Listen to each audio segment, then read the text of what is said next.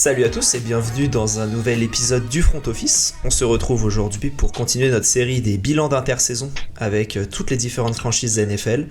On se retrouve aujourd'hui du coup pour parler des Houston Texans, et avant de présenter notre invité, on est toujours joint par Anto. Salut Anto, comment tu vas ? Salut Alex, ça va super et toi ? Ça va très bien, merci. Et on est accueilli par un fan de Houston, ou du moins c'est ce que son hâte sur Twitter, @houstonien_ nous laisse penser. Salut Lucas, comment vas-tu ? Salut, ça va très bien et vous ? Très bien, très content de t'avoir avec nous. Est-ce que tu veux te présenter pour un peu donner le rythme et le tempo, quoi ? Ouais, alors moi c'est Lucas, fan des Texans depuis 3 saisons. Et globalement fan de Houston, comme le dit mon hâte Twitter. Et voilà, quoi. Pas grand chose de plus à dire. Du coup, fan des Rockets, de toutes les équipes des de Houston. Rockets, des Astros, toutes les équipes, ouais.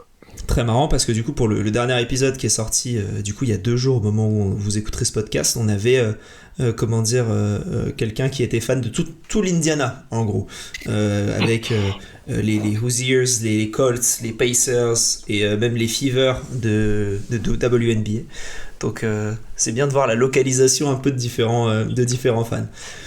Du coup, si vous n'avez pas écouté l'épisode sur les Colts, même division, n'hésitez pas à aller jeter un petit coup d'œil, et si vous voulez, et pour les autres de la division, ce sera un petit peu plus tard. Mais aujourd'hui, on se concentre sur les Houston Texans. Pour l'épisode, on fait le même format que d'habitude. On va faire un bilan chiffré sur la saison 2023 avant de passer sur l'off-season, les différents besoins, voir au niveau de la free agency ce qui nous a plu, ce qui nous a un peu moins plu, pareil pour la draft, et partir sur 2024. Lucas, pour te lancer sur 2023, avant de commencer l'épisode, tu as dit que c'est vrai que ça faisait un gros changement entre la saison 2022 et la saison 2023. Comment est-ce que toi, tu as vécu cette saison en tant que fan des Texans ? Franchement, un peu comme une renaissance, parce que la saison d'avant, ouais, c'est du 3-13-1. On évite de justesse le first pick, où moi j'avais l'impression de pas avoir ce first pick là, ça allait un peu tout gâcher. Au final, on arrive à le soir de la draft, on se demandait si on allait choisir CJ Stroud ou Will Anderson. On arrive à sortir avec les deux, soirée pour tous les fans de Houston, je pense, très intense.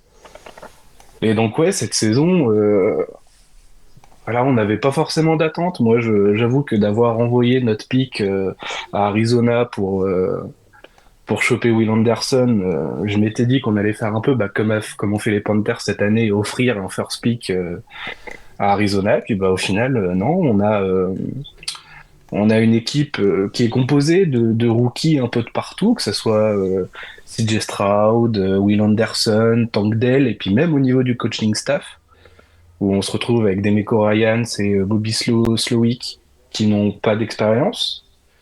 Et au final, toute cette équipe-là, composée de jeunes et de vétérans, ça fonctionne plutôt bien. C'est une équipe un peu surprise. Et puis voilà quoi, 17 avec des moments dans la saison quand même assez incroyables, comme la remontée à Tampa Bay, où il reste, je crois, 42 secondes et 70 yards à parcourir. Et au final, CJ Stroud et Tank Dell arrivent à faire quelque chose de plutôt incroyable et arrivent à mettre un touchdown. Et ça résume un peu la saison, quoi. Des scores pas forcément très larges, mais une équipe qui arrive à plutôt bien gérer les matchs. Et donc, pareil, des playoffs, on s'y attendait pas du tout. Ouais, c'est vrai, très bonne saison. T'as dit c'était 3-13-1 la saison d'avant, la saison 2022. En 2021, vous êtes à 3 ou 4-13, je crois, et la saison d'avant en 4-12. C'est vrai que depuis 2019, où il y a eu un peu un démembrement de la franchise, tu te retrouves avec une franchise qui gagne pas, et là effectivement tu te retrouves avec quasiment autant de victoires en comptant les playoffs que sur les 3 dernières saisons. Ça doit faire du bien. Anto, toi en tant que fan neutre, toi, comment est-ce que tu as vu, en plus t'es même pas dans la même conférence, la seule chose qui te rassemble toi c'est le fait que ce soit dans une division du Sud, vu que t'es fan des Saints. Comment est-ce que toi t'as vécu cette saison des Texans un peu de loin ? Ah bah, surpris, moi j'avais plaisir à regarder les matchs des Texans. Franchement, c'était frais, c'était positif. Et comme tu l'as souligné, moi c'est vrai que je l'avais noté parce que c'est vrai de revenir sur la saison d'avant, c'est bien, mais je pense qu'il faut revenir toujours un peu plus en arrière. Et comme tu l'as dit, hein, entre 2020 et 2022, c'est quand même 11 victoires pour 38 défaites. Et là, en une saison, ils font quasiment autant de victoires que sur 3 saisons. Du coup, c'est vraiment une bonne nouvelle pour eux. Ça fait 4-2 en division, pareil. Alors en plus, on pourra parler plus tard de la division, mais la division qui se relève aussi, à un moment, elle avait un peu ce post-it de pire division de la ligue et aujourd'hui, ça a bien changé. Que ce soit pour les Texans qui sont leaders de la division cette saison, mais même pour les 3 autres. Et non, c'est incroyable. Moi, je trouve que c'est quand même une équipe très jeune, mais qui a montré notamment beaucoup de maturité jusqu'en playoff, jusqu'au premier match où ils battent les Browns, qui pourtant étaient une équipe solide. Mais ils ont montré qu'ils avaient du caractère. Ils ont montré que malgré leur jeunesse, ils savaient prendre leurs responsabilités, et notamment on est obligé de le souligner, CJ Stroud et puis Will Anderson Jr. Pour d'un côté l'attaque et puis de l'autre côté la défense.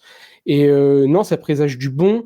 Cette draft de la saison dernière, très agressive, finalement, là, cette année, on peut en convenir, elle a été concluante parce que là, l'avenir des Texans, et même ça, Lucas l'a souligné au niveau du coaching staff, c'est vraiment sérieux. C'est Non, là, on se dit que les Texans, ils ont construit une base pour les saisons à venir qui va porter leurs fruits, et ça a porté leurs fruits dès leur première saison. Alors attention, cette année, ils avaient peut-être le bénéfice du doute. Ils ont peut-être créé la surprise par rapport aux autres équipes. On reviendra peut-être plus tard sur ça. Mais ils vont être attendus au tournant, forcément. Mais cette année, en tout cas, c'est maîtrisé du début à la fin, et c'est quasi parfait pour eux. C'est vrai qu'il y a une draft qui paye, puisque tu as le rookie offensif et défensif de l'année. Donc tu regrettes pas trop et tu fais un bon bilan. Parce que c'est vrai qu'au moment du trade, on se dit, ok, Arizona, ils vont avoir le pick 1 et le pick 2, ils vont s'amuser. Et au final, loin de là, loin de là. Par contre, si tu avais choisi notre ami Bryce Young, tu serais peut-être un peu plus bas au vu de sa première saison. Après, est-ce que c'est une question d'environnement aussi? Je sais pas, je pense qu'il n'y a pas que l'environnement. On a vu le talent du joueur.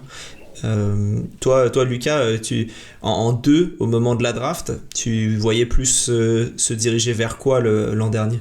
Vers Stroud? Bah, si on gardait notre pick, franchement, je nous voyais plus aller vers Will Anderson, car pour moi, c'était le meilleur joueur de la draft.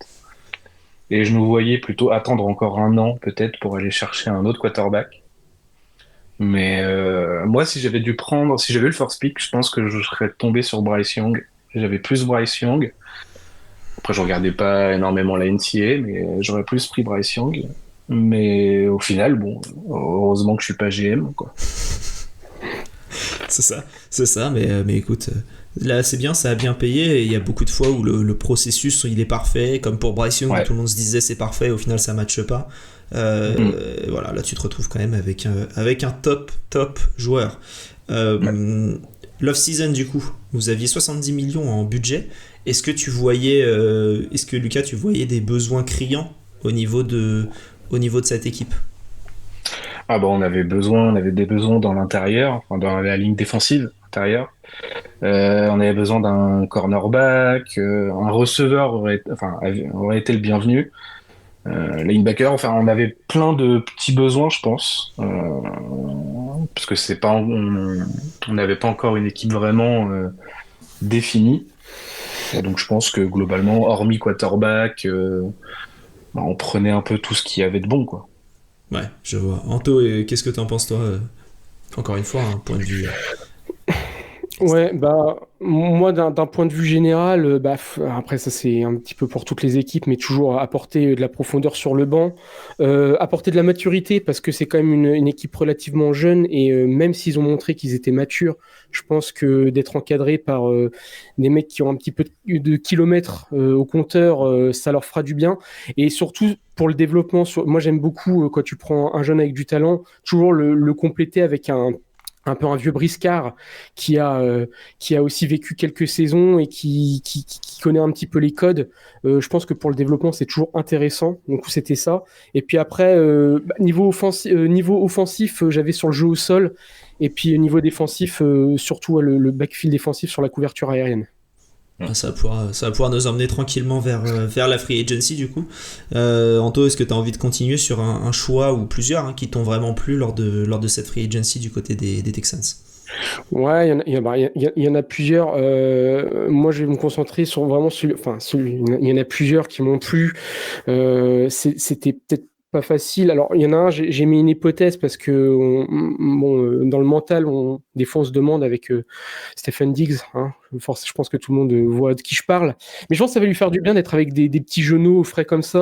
Peut-être que ça va aussi le recadrer. Il était dans un fauteuil et d'arriver chez les Texans, ça va peut-être lui faire du bien. En tout cas, j'espère. Et ça va apporter du talent pour CJ Stroud. Ça, c'est clair. Mais moi, j'aimerais me concentrer sur Joe Mixon parce que je pense c'est exactement ce qu'il leur fallait. Ils avaient besoin pour le jeu au sol et ils avaient besoin de maturité. Et donc, Joe Mixon, il va apporter toute son expérience. Il a 27 ans, du coup, il a encore quelques belles années devant lui. Donc, ils ne prennent pas un running back en fin de route. Alors, c'est pas le meilleur, mais il peut toujours dépanner aussi sur le jeu aérien. Si CJ Stroud, il a pas de solution à la passe, il peut toujours peut-être se retourner vers lui. Il a quand même capté quelques ballons et CJ Stroud, il a prouvé qu'il savait lancer un ballon. Du coup, ça posera pas de problème. Par contre, attention, parce que Mixon, c'est une saison bonne, une saison moins bonne, c'est un peu en dents de scie. C'est une saison, il est à fond dedans et il apporte toute sa classe. Et puis une saison, il est là, mais on sait pas trop et c'est flou. La saison dernière, il a fait une bonne saison, donc on va espérer pour les Texans qu'il va faire une bonne saison quand même cette année, qui sera pas en dessous. Mais je pense que c'est le genre de joueur dont ils avaient besoin. Et donc pour moi, c'est un peu la recrue. Forcément, il y a aussi Daniel Hunter du côté de la défense. Il y avait quand même un sacré packaging de joueurs de talent. Ouais, Lucas, toi, qu'est-ce que t'en penses? Est-ce que t'as si t'as envie de commencer par un ou enfin comme tu veux, amuse-toi. C'est ton équipe. Alors moi, je suis un peu, enfin, je vais être un peu moins sur les gros joueurs qu'on a recrutés. Moi, il y a un move que j'aime bien et qui prouve un peu, enfin, qui montre bien tout ce qu'aiment tester, que ce soit Demeco Ryans et Nick Caserio. Moi, c'est le choix d'avoir fait venir Jeff Okudah et CJ Anderson pour des contrats d'1 an, alors 4,75 millions pour Okudah et 3,25 pour Anderson. C'est 2 picks top 10 en 2020, donc pick 3 pour Okudah et pick 9 pour Anderson. Et donc, je me dis que sous un Demeco Ryans, ça peut bien marcher. C'est des joueurs qui ont déjà montré quelques belles choses, pas sur la durée, mais qui ont déjà montré quelques belles choses. Et je me dis que sous un coach défensif comme Demeco Ryans, ça peut peut-être faire quelque chose de très très bien. C'est vrai que... Pardon, excuse-moi, vas-y, je te laisse finir. J'allais dire, et avoir peut-être dans 1 an, soit ils iront ailleurs si jamais ils ont des gros contrats, soit pourquoi pas prolonger avec nous. Mais j'aime bien le move d'avoir pris 2 joueurs qui sont encore assez jeunes, qui vont pas être trop chers et qui ont encore quand même un peu de talent dans les jambes, quoi. Des joueurs talentueux qui ont envie de prouver avec une bonne structure. C'est si ça avec un haut capital de draft, si ça marche pas, c'est pas de ta faute, on va dire. C'est un peu, c'est ça. C'est le joueur. C'est comme tu dis, c'est 1 an, donc les joueurs ils vont aussi devoir prouver, parce que si tu fais rien derrière, je pense pas que tu aies beaucoup de contrats, ou alors tu as des contrats au minimum vétérans pour faire de la profondeur, et on verra si tu fais le roster au final. Donc là, tu te retrouves avec des joueurs qui sont quand même assez intéressants, et je trouve ça pas mal. Moi, Okudah, c'est tellement une déception parce que le mec était attendu si haut, et au final, ça donne rien. C'est triste parce que quand même un corner pris en numéro 3, je veux bien que la draft était peut-être pas ultra folle, et encore mais pour être pris en 3 quand même, compliqué. Moi, t'as un peu parlé de tout le monde. Comment dire, c'est pas réellement un joueur, mais moi j'ai beaucoup aimé la prolongation de Dalton Schultz, parce que c'est un tight end qui est une super soupape de sécurité pour CJ Stroud, qui est excellent un peu dans tous les domaines. Et en plus de ça, t'amènes un Stefon Diggs, tu continues le développement de Tank Dell, tu continues le développement de Collins. Je pense pas que c'était le moment de changer le système, on va dire, et te dire je pars sur un tight end qui bloque uniquement ou qui attrape uniquement en end zone. Et Dalton Schultz, c'est un top joueur, quoi. Il a 28 ans, il sait ce qu'il fait, il joue une bonne partie des snaps, donc j'aime bien. C'était le joueur que je voulais mettre en avant, on va dire, de ce côté-là, pour moi. Est-ce qu'il y a d'autres joueurs dont vous voulez parler d'un point de vue, on va dire, un peu plus positif? Parce que c'est vrai que 70 millions, encore une fois, pour refaire référence à l'épisode sur les Colts, qui avait exactement le même budget, vous avez fait quand même beaucoup plus que les Colts qui ont recruté 2 joueurs à l'heure où on a enregistré et à l'heure où on enregistre celui-là. Ils avaient recruté 2 joueurs seulement. Donc là, ici, tu recrutes quand même une flopée de joueurs et c'est pas mal. Et puis je pense que c'était aussi le souhait de Caserio de pas non plus surpayer. C'était avoir les bons joueurs au bon prix avec la bonne mentalité, et je pense que c'est ce qu'ils ont globalement réussi à faire sur cette intersaison. Ouais, totalement. Anto, t'as quelque chose à rajouter? Parce que tu t'es un peu, je te sentais un peu te couper pour ne pas tout parler, mais vas-y. Non, moi, pour aller sur la suite, parce que moi, justement, le problème, c'est que que ça soit la draft ou la free agency des Texans, moi, je la trouve relativement bonne. Comme l'a dit Lucas, ils n'ont pas surpayé, ils n'ont pas déboursé des 1000 et des 100 de tours de draft pour soit re-signer ou soit signer des nouveaux joueurs. Donc, vraiment, c'est très intelligent. Et moi, du coup, pour revenir, moi, Jeff Okudah, justement, c'est le joueur déception, en fait, parce que vraiment, bon, alors, attention, c'est vraiment pour dire, hein, c'est du chipotage, parce que, ouais, 4 millions et demi, et puis c'est que pour un an, donc de toute façon, si c'est un flop, il repartira à la fin de la saison, et puis ça n'aura pas eu de réel impact sur l'équipe. Mais c'est un peu pour moi la seule fausse note, parce que vraiment Okudah, comme on disait, oui, on en attendait beaucoup, mais en fait le mec, à part être blessé et les rares fois où il a joué, à part faire pas grand chose et avoir une saison seulement référence du côté des Lions, hein, c'était sa dernière saison d'ailleurs, il a fait pas non plus une saison exceptionnelle, mais il a fait une bonne saison. Et l'année dernière, en plus, si je ne m'abuse, il joue du côté des Falcons et il est retiré parce que, en fait, c'est pas du tout bon ce qu'il fait. Et justement, c'était un des points pour moi qui devait être travaillé chez les Texans, c'était la couverture aérienne. Et c'est pas avec Okudah qui vont couvrir quelque chose. Donc le pauvre monsieur, hein, je vous souhaite pas du mal, hein, j'espère que pour les Texans qui va peut-être performer, mais moi je crois que ça va être un flop. Et je pense que l'année prochaine, il ne sera plus un Texan, et puis voilà, et puis il ira pourrir une autre franchise. Au moins c'est clair. Ça pose les bases. C'est vrai qu'ils ont continué.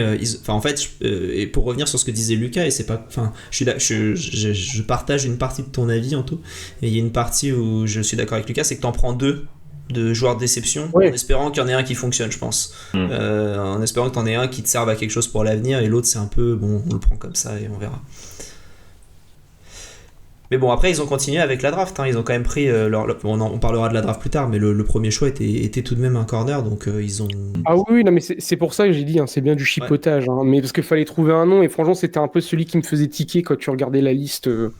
C'était vraiment, je me demandais ce qu'il faisait là, quoi. Mais bon. Moi j'ai parlé d'extension tout à l'heure, je vais en parler d'une autre c'est pas qu'elle me déçoit, mais bon, je trouve, tu parlais de pas surpayer les joueurs. Je trouve que Nico Collins a 25 millions par an, je trouve ça un peu cher.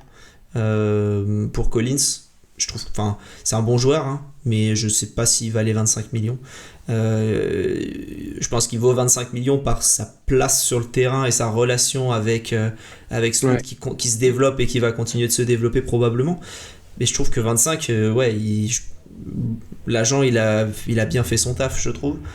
Quand t'avais des joueurs qui ont prouvé un petit peu plus et qui prennent un peu moins. J'ai que Michael Pittman qui je crois a pris 23 millions et qui pour moi a un peu plus prouvé en NFL que Nico Collins. Peut-être que j'ai des œillères et que parce que quand tu quand tu fais 3 saisons où t'es uniquement en négatif, alors effectivement c'est pas que toi en tant que receveur, hein, mais j'avais pas trouvé qu'il avait fait quelque chose de fabuleux. Et là, cette année, oui, il a fait un énorme step-up. Et voilà, je sais pas toi, Lucas, ce que t'en penses. Est-ce que quand t'as vu cette prolongation, tu t'es dit, bah ouais, cool, on le garde, j'imagine, mais est-ce que tu t'es dit, niveau prix, c'était bien? Bah, je pense que le prix, il est surtout, c'est surtout de se dire, il a une bonne saison dans les jambes. Je vais lui filer un contrat de ce qu'il demande actuellement, mais en espérant qu'il fasse des bonnes saisons après.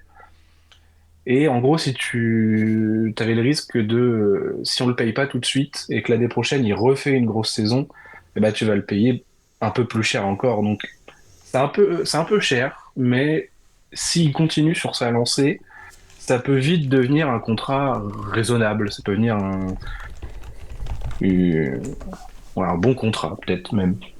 Mais pour Ouais, l'instant, oui, c'est peut-être un petit peu cher pour ce qu'il a montré pour l'instant. Ça reste peut-être encore un peu cher. c'est ça. Pour le chiffre exact, c'est 72 millions sur 3 ans. Voilà, c'est avec beaucoup de. Je crois qu'il y a une année en void, si mes souvenirs sont bons, ou alors je me trompe, mais voilà, c'est. Effectivement, si tu penses qu'il continue de progresser et que le step-up de l'année dernière, c'est juste comment dire, la partie de l'iceberg visible, oui, effectivement, là, Mhm. tu fais sûrement une belle affaire. Et quand tu le compares avec des joueurs comme. Moi, je suis fan des Dolphins, hein, mais voir Waddle signé pour 30 millions, je me dis, oui, je préférerais sûrement Collins à 24 que Waddle à 30. Euh, Et après, voilà. c'est pareil, il sort de 2 saisons où il dépasse pas les 480 yards. Et donc, de se dire, si jamais l'année prochaine on a un coup de redescente, parce que bon, bah, la surprise est passée et que les équipes nous attendent plus, si elle retombe dans les mêmes genres de saisons, là, oui, ça sera un mauvais coup. Mais lui qui vise pour l'année prochaine les 1500 yards, bah, s'il y arrive et qu'il fait une grosse saison comme il le voudrait, bon, bah, Ouais. pourquoi pas. Ouais, parce que Mm. 80 réceptions, quasiment 1300 yards et 8 touchdowns en 15 matchs joués, c'est. Oui, effectivement, hein, là, t'es très très bien. Ouais. Mm. Voilà. Mais ouais, non, non, mais je suis d'accord avec toi. C'est le type de joueur où voilà, ils font la grosse perf de la saison et on va les payer peut-être un peu plus que leur valeur, mais pour le sécuriser. Mais c'est aussi, je pense, d'un côté, c'est aussi pour rassurer, ou en tout cas parce qu'il y a une bonne alchimie avec Stroud, et donc ils se sont dit, bah, on va continuer à toujours mettre dans les meilleures conditions possibles notre quarterback, et avec Collins, ça marche, ça match. Et du coup, peut-être qu'ils en ont parlé aussi, eux, derrière, et du coup, on n'a pas tous les tenants et les aboutissants, mais ils se sont dit que voilà, c'était peut-être la connexion receveur-quarterback que toute franchise rêve d'avoir, et ils se sont dit, bah, on continue dedans à fond, et puis on tente le délire. Bah, j'ai eu une petite stat là-dessus, c'est CJ Stroud, quand il lance à Nico Collins, c'est 133,7 de pacer rating, et ce qui en fait le plus haut pour un duo Ouais. de QB receveur. Ça justifie. Ça justifie. C'est. Voilà. Lucas, toi, est-ce que t'as un move où t'as été un peu moins satisfait? Est-ce qu'il y a un manque au niveau de la free agency où tu te dis, ah, dommage? Est-ce qu'il y a quelque chose qui te manque ou qui te Moi, ce déceptionne? que j'ai regretté, c'est le départ de Greenard et Cashman, qui sont partis à Minnesota, bon, pour le gros chèque. Ça fallait s'en douter, hein. Mais ça fait un peu mal de les voir partir parce qu'ils étaient vraiment dans une bonne saison où bah, ça passait bien avec des Demeco Ryans, et ça fait un peu mal de les voir partir. Je comprends. Et sinon, non, en recrue, non, je suis pas mécontent de ce qu'on récupère, même de Nico Huntry. Ça me paraît plutôt bien, c'est solide. Donc non, j'ai pas de grosse déception que ça sur la free agency. Plutôt content. Bah, c'est cool. Ouais. En vrai, c'est bien de passer d'une saison où tu fais playoff et d'être content en plus de la free agency. Ça annonce de bonnes choses. À voir Mm. maintenant au niveau de la draft. Donc, on va passer à la draft. Je vais énoncer les différents choix et ensuite on pourra dire, vous pourrez dire ce que vous avez pensé, de la draft. Au deuxième tour, du coup, avec votre premier choix, vous avez pris un corner, Kamari Lassiter. Au Mhm. deuxième tour encore, Blake Fisher, un offensive tackle. Troisième tour, Kellen Bullock, safety. Kate Stover au quatrième tour, un tight end. Au sixième, vous avez pris un linebacker, Jamal Hill, et un running back, Jawar Jordan.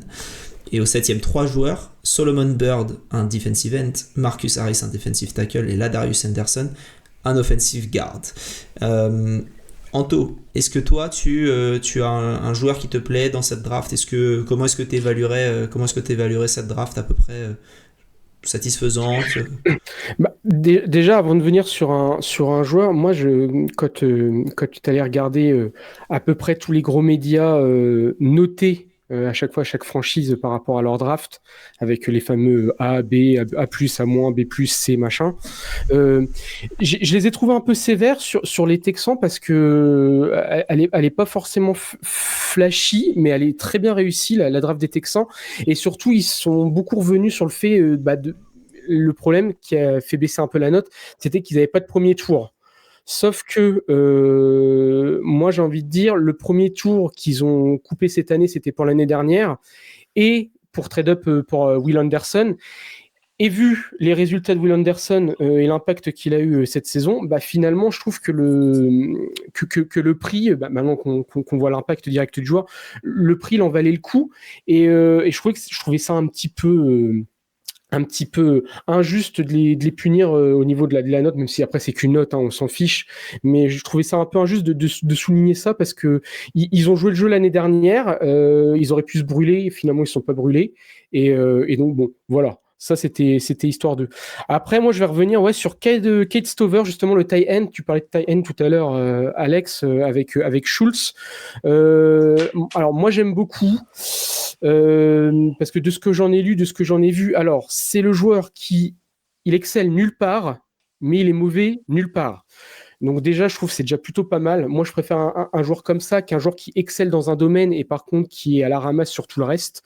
Je me dis qu'il y a une bonne base pour le faire travailler et le faire évoluer. Deuxièmement, il retrouve CJ Stroud. Ils ont joué ensemble du côté d'Ohio State. Du coup, et ça fonctionnait plutôt bien les 2 dernières saisons, donc 2021 et 2022 avec CJ Stroud, ça fonctionnait plutôt bien. Du coup, là encore, on a cette volonté de mettre en confiance et de mettre vraiment dans un fauteuil de velours CJ Stroud avec une cible qu'il connaît bien. Et il est très bon au niveau des blocs contre le blitz. Donc ça, pareil, je pense que ça va être super utile, toujours pour protéger son quarterback. C'est très important. Et alors surtout, par rapport à son physique, il est peu rapide. Par contre, il est très explosif. Du coup, je pense que pour les jeux courts, les tracés courts, il va être super utile. Donc pareil, ça va encore offrir des disponibilités à CJ Stroud. Et surtout, il est ultra sûr parce que sur la saison dernière, sur 41 réceptions, il a fait 0 drop. Donc je trouve ça plutôt intéressant. Normalement, si tu lui envoies pas un parpaing, il doit la réceptionner. Du coup, ça fait avancer le ballon. C'est ce qu'on demande en NFL, de faire avancer le ballon. Donc pourquoi pas. Et ça rajoute une tight end room assez jeune avec Schultz qui a 27 ans, Schultz si je ne m'abuse. Ouais, Bravin, pareil, il est pas mal et il est pas si vieux que ça. Du coup, pareil, il s'assure des tight ends pour l'avenir et voilà. Et le tight end, c'est le meilleur pote du quarterback. Donc c'est toujours bien d'en avoir. Lucas, est-ce que toi tu as quelque chose comment est-ce que tu évalues cette draft? Est-ce que Cade Stover c'est aussi un joueur que tu avais vu? Est-ce que de quoi tu as envie de parler? Vraiment, en tant que fan d'Ohio State, c'était le joueur que je voulais. Petite question, donc, tu es fan d'Ohio State suite à CJ Stroud ou de base? Ouais, suite à CJ Stroud. Ok, je comprends. Ouais, pour les remercier en quelque sorte. Je me suis dit, c'est pas Houston, qu'est-ce qu'il nous fait là? Et donc non, cette draft, globalement, tout a été dit, c'est pas flashy, c'est le travail qui est fait là où ça devait être fait. Globalement, oui, c'est un bon travail, encore une fois, à voir ce que ça va donner l'année prochaine sur ces jeunes-là, mais moi qui ne suis pas trop la NCAA, j'attends de voir. Avant de vraiment juger, j'attends de voir. C'est vrai que quand le seul choix, le seul truc un des seuls besoins que t'as pas réellement comblé par ta free agency, tu le combles avec ton premier choix. Au moment où t'as le rush sur tous les cornerbacks, tu prends Kamari Lassiter, qui est, s'il est là, il y a une raison. C'est en dessous des 3, on va dire, qui étaient pressentis très très haut. Mais ça reste quand même très très haut. 42, du coup, c'est le 10e pick du premier tour. Je trouve qu'il n'y a rien de choquant. Et le reste, ça a l'air d'être dans une logique assez intéressante. On a perdu des joueurs, on les remplace. On a besoin de joueurs, on les prend. Tu prends un joueur comme Joe Mixon au niveau du run et tu prends un tight end qui bloque, d'un coup ça devient intéressant et logique. Tu prends un autre running back en plus, donc tu refais complètement ta running back room avec un 6e tour. On verra s'il est là, parce que les 6e tours, on sait que c'est à partir du pick 200 en général, ça a du mal à rester sur le roster, ou alors ça va en practice squad. Les autres joueurs après, on va pas nécessairement trop en parler, mais tu te retrouves avec des joueurs qui, tu les prends, ils se connaissent. Ohio State pour Kate Stover, tu prends un safety et un DN de USC. Donc tu te dis, t'as deux mecs qui ont peut-être des habitudes ensemble aussi. Et c'est des choix, j'ai l'impression que ça écoute les joueurs à chaque fois que ça draft. Je crois que c'était Tank Dell qui avait été drafté suite à une discussion avec CJ Stroud. J'ai l'impression que ça construit ultra intelligemment du côté de Houston, et ça prend un peu, pas uniquement les facteurs... le mec il est grand, il a une grosse envergure, mais ok, il est peut-être un peu moins grand, mais dans le vestiaire ce sera mieux, il est plus coachable, etc. J'ai pas l'impression qu'on va voir des joueurs à Houston qui sont pris type comment il s'appelle, notre ami qui est parti au Saints, Santo, votre quarterback, Spencer Rattler, tu vois, un joueur qui tombe. J'ai pas l'impression que ça va aller à Houston, des joueurs comme ça, des joueurs qui ont des petits problèmes de comportement, j'ai pas l'impression que ça va y aller. Mais par contre, des joueurs qui peut-être sont en manque de confiance ou quoi, ça peut y aller un peu plus. Donc moi je trouve que cette draft elle est ultra intéressante. Je sais pas s'il y a des joueurs où vous aimez un petit peu moins les choix. Anto peut-être. Ouais, c'est pas facile. Alors moi, si j'avais nommé, mais alors voilà, comme tu disais, moi il est round 7, pick 238, c'est Solomon Byrd, qui, alors je pense qu'il a annoncé comme vraiment un projet. Il va finir pareil en practice squad ou en special team. Alors bon, Demeco Ryan, voilà, il a de l'attrait pour les joueurs de ligne défensive. Du coup, il aime avoir de la profondeur sur ce niveau-là. Voilà, c'est pareil. Si c'est un flop, c'est du tour 7. Vas-y, c'est pas grave. Parce que il a l'air d'avoir un sérieux potentiel, mais il doit travailler. J'avais noté, il doit travailler sa défense contre le jeu de course. Du coup, pour son poste, je pense que c'est quasiment une des choses les plus importantes. Mais du coup, voilà, il va avoir le temps de se développer. Et je pense que tu l'as très bien souligné juste avant. C'est que l'année dernière, ils ont fait une saison de feu, ils sont allés en play-off, ils ont passé un premier tour. Et pendant la off-season, ils sont pas dit, ouais les gars, c'est bon, on a l'équipe, on va tout cramer et on va y aller, on va prendre des gros joueurs, des gros noms, on va se prendre.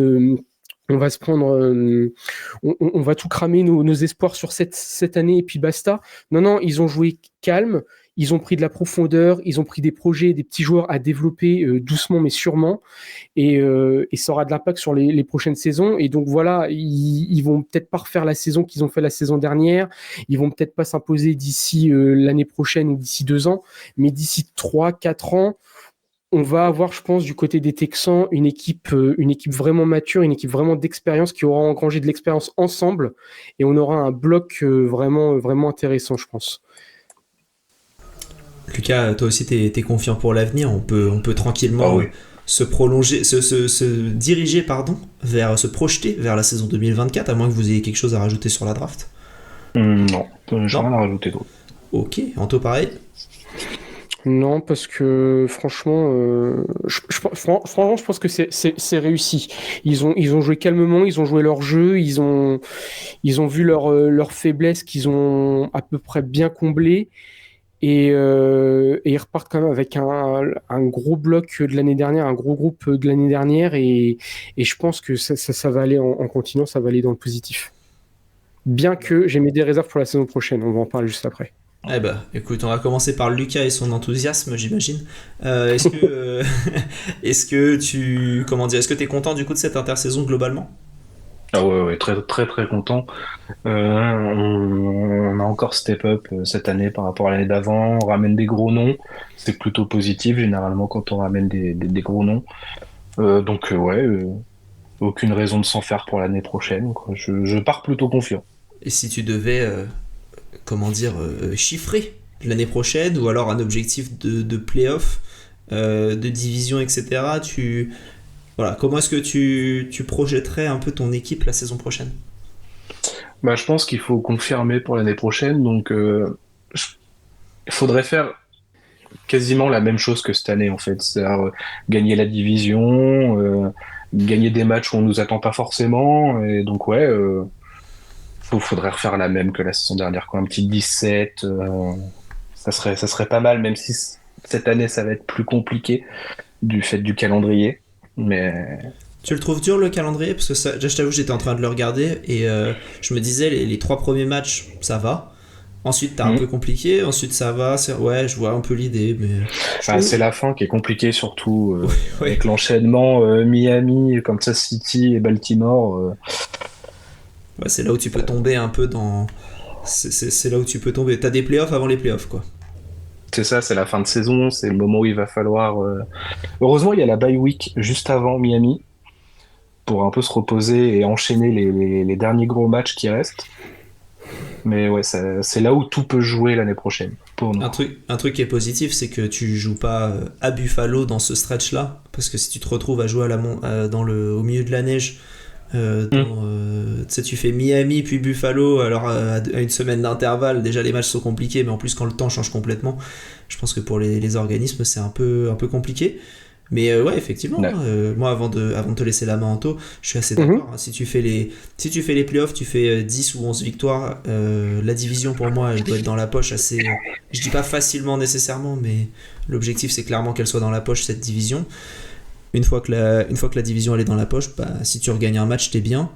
Et de toute manière, on aura un essai grandeur nature au mois de décembre. Donc même Jacksonville, hein, un peu avant, hein. Ça peut être un match de, je sais pas, tête de série 3 contre la 6. Et ouais, c'est ça. 3 contre Moi, la c'est 6. les Jets. Ça me fait peur, les Jets. J'ai un mauvais souvenir de la saison dernière à New York. On a Ouais. perdu CJ Stroud pour 2 matchs la saison dernière, donc j'ai peur. T'as peur du match. Bah, en plus, c'est un match en prime time en jeudi. Donc, Mm. ouais. Ouais. Ce genre de match où derrière, après, t'as 10 jours où tu stresses parce que tu sais pas ce qui va se passer. Je vois très bien l'idée. Anto, toi, qu'est-ce que t'en penses de ces Texans pour la saison 2024? Alors, moi, j'ai hésité par rapport pour donner un bilan chiffré. Alors, pour revenir vite fait, du coup, ouais, la bye week, je pense qu'elle est intéressante en semaine 14. C'est toujours mieux que celles qui se tapent là en semaine 5, 6, 7, là, où après le reste de la saison est assez long. Surtout si, là, du coup, les Texans vont en playoff, je l'espère pour eux, c'est plutôt intéressant d'être assez tardivement en pause pour être le plus frais possible. Alors, moi, le problème étant, sans déborder du coup, bah, forcément sur les autres bilans, mais je pense qu'on peut quand même s'arrêter 2-3 minutes et en parler parce que ça impacte directement les Texans. C'est que déjà, bah, l'AFC Sud a largement et qualitativement augmenté au niveau de toutes les franchises, je trouve. En tout cas, moi, personnellement, vous pourrez me dire ce que vous en pensez. Je trouve, dans un bilan, on va dire, général, que toutes les franchises de cette division ont fait aussi une bonne off-season, de mon point de vue. Du coup, déjà, pour moi, la division, elle va être beaucoup plus compliquée que ça. L'année dernière, du coup, en division, vous faites un 4-2. Moi, là, en regardant les matchs, j'ai mis un petit 3-3. Alors, je savais pas. Voilà, je me suis mis en 3-3, comme ça, on ne sait pas trop. Et après, bah, je sais pas, moi, le bilan, c'était soit vous aviez un bilan négatif en 8-9 ou un bilan positif en 9-8, mais vous n'allez pas refaire Lucas le 17 de l'année dernière. Parce que quand même, oui, bah, vous l'avez dit, mais il y a quand même du Buffalo, il y a du Green Bay aussi, ils sont pas faciles. Il y a Détroit, il y a Dallas. Alors c'est Dallas en plus pas en version playoff, du coup en Dallas saison, ça tape quand même. Il y a du Miami, il y a du Kansas City, il y a du Baltimore. Et bah du coup, ouais, pour moi cette année ça va être un peu plus compliqué, sachant qu'on le disait tout à l'heure, mais aussi il faut prendre le facteur que cette année il n'y aura pas le facteur surprise du côté des Texans. C'est-à-dire que cette année vous allez être pris au sérieux parce que sans dire qu'on vous dénigrait l'année dernière, mais je pense qu'il y a certaines franchises, il y a toujours quand même, alors surtout peut-être dans la tête des fans, c'est quand même des fans plus que dans la tête, des coachs et des autres franchises, mais il y a tout ce côté, à l'époque, bah oui, c'était bien, les Texans, on avait le match facile, on avait la petite victoire quasiment assurée, c'était pas compliqué et tout. Et bah, l'année dernière, vous avez surpris tout le monde, et bah, donc cette année, vous allez arriver, et je pense qu'on va vous prendre au sérieux. Donc c'est bien d'un côté, mais bah, du coup les matchs vont être beaucoup plus durs et comme tu l'as dit, je crois à un moment, Lucas, bah, il y a des matchs vous les avez gagnés l'année dernière, mais pas si facilement que ça. Du coup cette année ça va être aussi difficile et ça va peut-être pencher du côté négatif et ça va être plutôt difficile de gagner et donc plus facile de perdre. Donc pour moi le bilan il va être en deçà de la saison dernière. Moi, pour répondre vite fait sur les différentes intersaisons, pour m'être un peu plongé dans celle des Colts, et que c'est très frais encore dans mon esprit, je trouve que les Colts, c'est leur meilleur recrue de l'intersaison, c'est le retour d'Anthony Richardson, je pense. Et encore, je sais pas si c'est vraiment une super amélioration à ce stade de sa carrière-là, et tu les joues en première semaine. Donc je me dis, les Colts, tu peux les battre peut-être pas facilement, mais tu peux les battre. C'est une victoire qui dans le calendrier peut être un match qui dans le calendrier peut être considéré comme une victoire. Ouais. Les Jaguars, je trouve que ça stagne quand tu mets je sais plus, c'est 55 millions pour Trevor Lawrence qu'il a signé.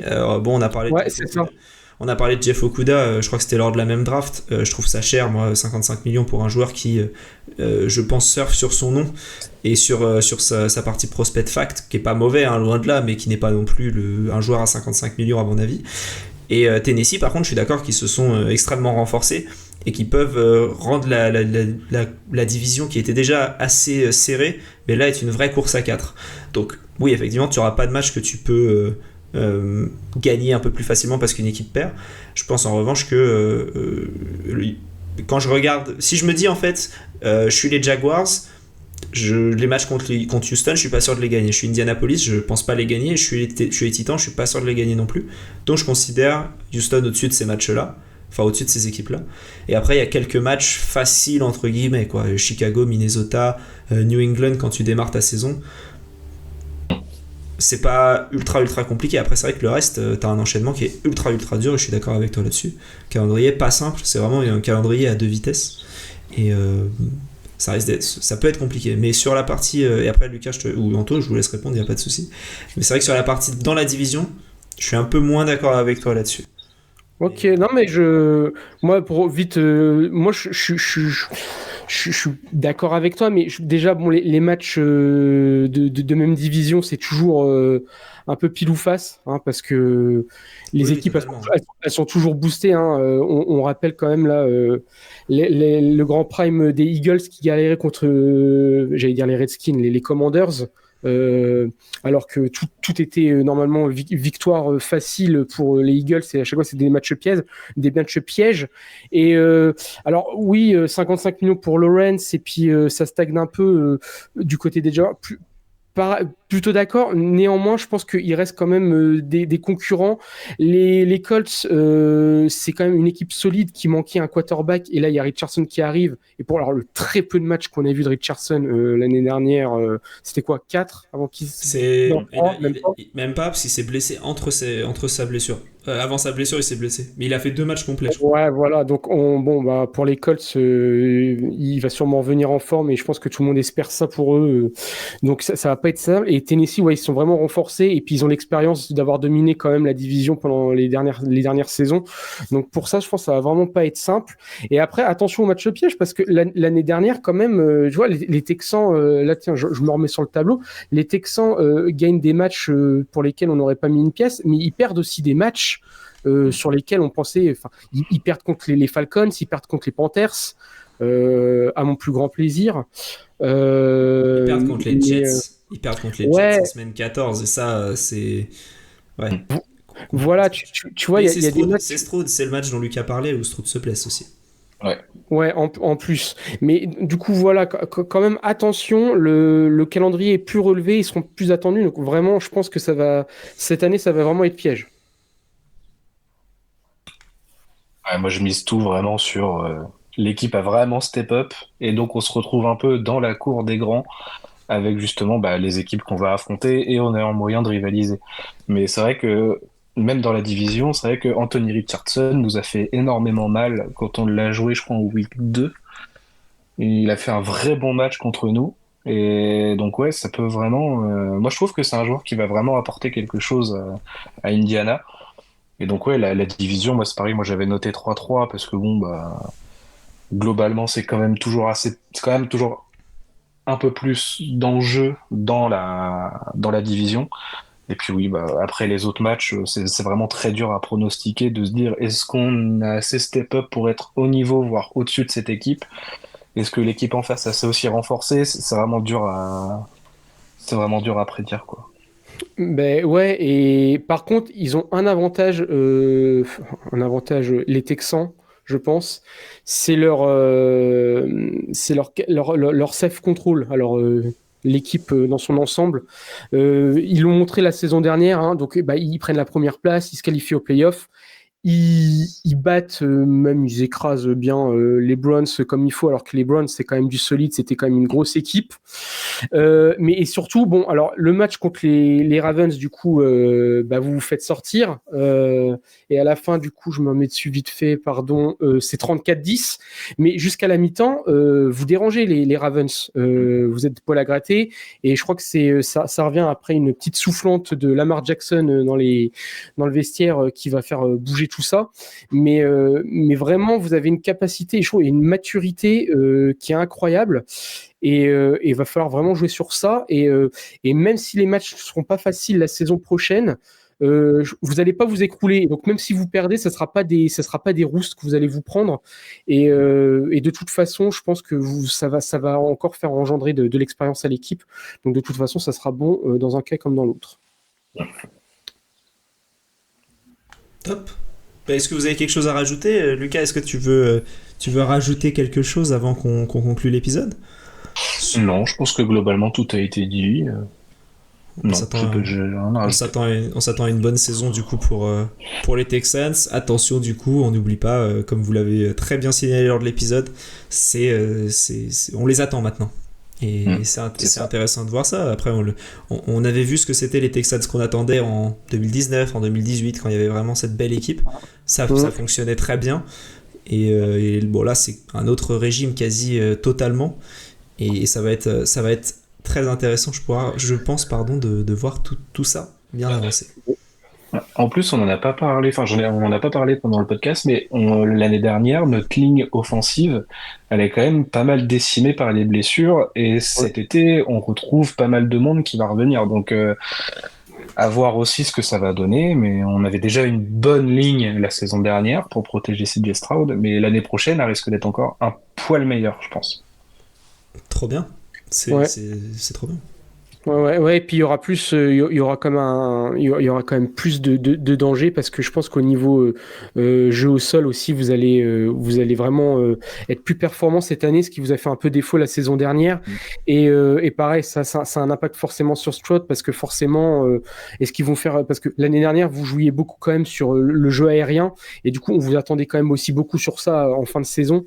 Là cette année, vous allez pouvoir peut-être étoffer le playbook et le jeu offensif.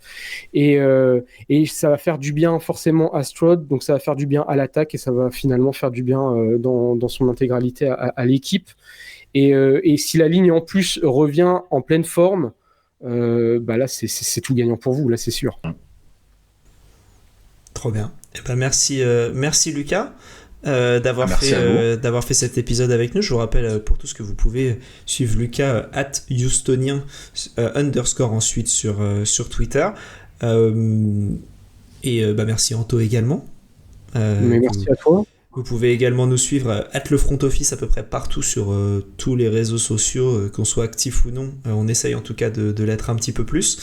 Si vous pouvez vous abonner également là où vous écoutez le podcast, ça nous fait toujours plaisir et ça nous fait voir que le podcast fonctionne. On voit les écoutes et on voit les abonnements augmenter, donc ça nous fait très plaisir. Merci à vous. Et puis voilà, pour le prochain épisode, on se retrouvera avec les Raiders. Donc voilà, pour ceux qui ont envie d'écouter, ce sera avec les Raiders. Et voilà, hâte de faire cet épisode également. Merci Lucas, merci Anto. Je vous souhaite à tous une bonne fin de journée, bonne fin de soirée ou bonne soirée. Et vive le football.